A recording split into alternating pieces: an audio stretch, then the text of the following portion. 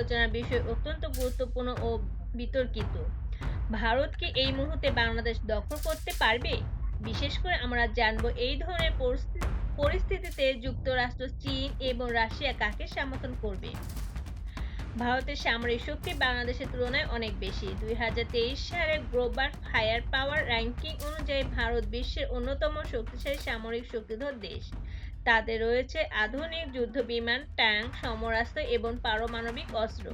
তবে বাংলাদেশের সামরিক সক্ষমতাও বাড়ছে। সাম্প্রতিক সময়ে বাংলাদেশ তার প্রতিরক্ষা ব্যবস্থায় অনেক উন্নতি করছে, কিন্তু সরাসরি সামরিক শক্তির বিচারে ভারত পরিষ্কারভাবে এগিয়ে।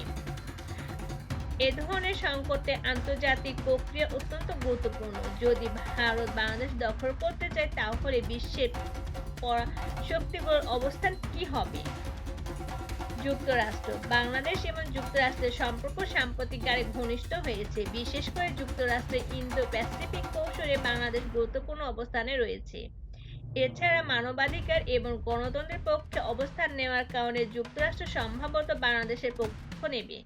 তারা ভারতকে কূটনৈতিক চাপ দিতে পারে এবং আক্রমণ বন্ধের জন্য আন্তর্জাতিক সমর্থন চাইতে পারে।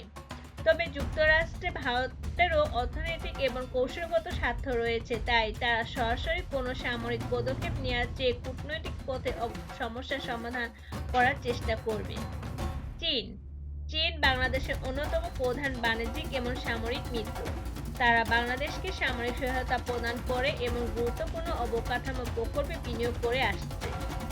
ভারতের সঙ্গে চীনের ঐতিহাসিক সীমান্ত বিরোধ এবং সাম্প্রতিক উত্তেজনার প্রেক্ষিতে চীন সম্ভাব্যভাবে বাংলাদেশকে সমর্থন করতে পারে। চীন এই ধরনের পরিস্থিতিতে ভারতের বিরুদ্ধে কূটনৈতিক এবং অর্থনৈতিক নিষেধাজ্ঞা আরোপ করতে পারে এবং সম্ভবত সরাসরি সামরিক সাহায্যেরও প্রস্তাব দিতে পারে। রাশিয়া, রাশিয়া ভারতের দীর্ঘদিনের বন্ধু এবং সামরিক সরবরাহকারী। তবে রাশিয়ার বর্তমান ভূ-রাজনৈতিক অবস্থান অনেকটা নিরপেক্ষ হতে পারে। তারা হয়তো সরাসরি ভারতের দখল প্রক্রিয়ায় সামরিক সমর্থন দেবে না, তবে ভারতের কূটনৈতিক অবস্থানকে সমর্থন করতে পারে। আবার বাংলাদেশের সাথে রাশিয়ার সুসম্পর্ক রয়েছে, বিশেষ করে রূপপুর পারমাণবিক বিদ্যুৎ কেন্দ্র নির্মাণে। তাই রাশিয়া এমন পরিস্থিতিতে হয়তো তৃতীয় পক্ষের মতো কাজ করবে এবং পরিস্থিতি সমাধানের মধ্যস্থতার চেষ্টা করবে। অর্থনৈতিক প্রভাব, যুদ্ধ কোনো দেশের অর্থনীতির জন্য বিপর্যয় হতে পারে।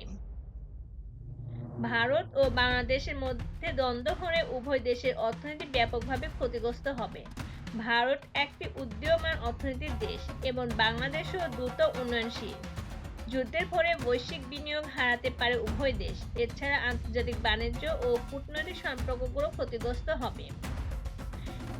বাংলাদেশের জনগণের প্রতিরোধ, একটি বিষয় পরিষ্কার, বাংলাদেশের জনগণ দেশের স্বাধীনতা এবং সার্বভৌমত্ব নিয়ে আপোষ করতে রাজি নয়। 1971 সালে মুক্তিযুদ্ধের মাধ্যমে অর্জিত স্বাধীনতা দেশের মানুষের মধ্যে গভীর দেশপ্রেমের জন্ম দিয়েছে। যদি কোনো দেশের দখলের চেষ্টা হয়, বাংলাদেশিরা তার প্রতিরোধ গড়ে তুলবে। আধুনিক কূটনীতি, বর্তমান বিশ্বের সবচেয়ে কূটনৈতিক সম্পর্ক অনেক বেশি কার্যকরী। ভারত এবং বাংলাদেশ দুই দেশের কৌশলগত অংশীদারিত্ব রয়েছে, যা উভয়ের জন্যই লাভজনক।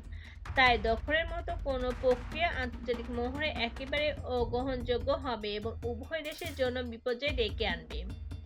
তাহলে ভারত কি বাংলাদেশ দখল করতে পারবে? বাস্তবতা হলো, বর্তমান আন্তর্জাতিক পরিবেশ, পরাশক্তিগুলোর কৌশলগত অবস্থান এবং দুই দেশের মধ্যকার কূটনৈতিক সম্পর্কের প্রেক্ষাপটে এটি প্রায় অসম্ভব। দখলের মতো পদক্ষেপের ফলে ভারতকে আন্তর্জাতিক মঞ্চে বিশাল ক্ষতির সম্মুখীন হতে হবে এবং বাংলাদেশের জনগণের প্রতিরোধের মুখেও পড়তে হবে। যুদ্ধ কোনো সমস্যার সমাধান নয়, শান্তি ও সহযোগিতার মাধ্যমে প্রকৃত উন্নতি সম্ভব। এই ছিল আজকের আলোচনা। আমাদের চ্যানেল নিউজ ওয়ার্ল্ড সাবস্ক্রাইব করতে ভুলবেন না। আল্লাহ হাফেজ।